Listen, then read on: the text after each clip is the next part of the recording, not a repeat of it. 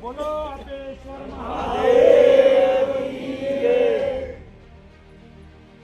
આજે આપેશ્વર મંદિરની અંદર આપણે બધા ભેગા થયા છીએ અને આની પહેલા આપણા 89 મકાન, બરાબર ને? 89 મકાન માટે આપણે આપણા ગુજરાતના માનનીય મુખ્યમંત્રી સાહેબને આપણે રજૂઆત કરેલી।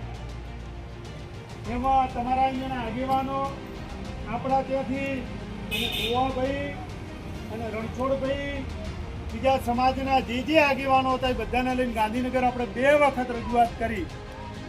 જે 89 મકાનો પાડ્યા એ એકલા આપણા રબારી સમાજના નહીં, સર્વ સમાજના મકાનો હતા।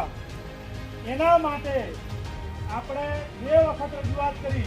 કોઈ એકદમ આપણે કોઈ વાતમાં આપણી ફરજ છે કે આપણે રજૂઆત કરવી જોઈએ। હું સમગ્ર તંત્રને વિનંતી કરું છું, માન્ય મુખ્યમંત્રી સાહેબે એવું કીધું કે તમે જાઓ કલેક્ટરશ્રીને, હું વિનંતી કરું છું।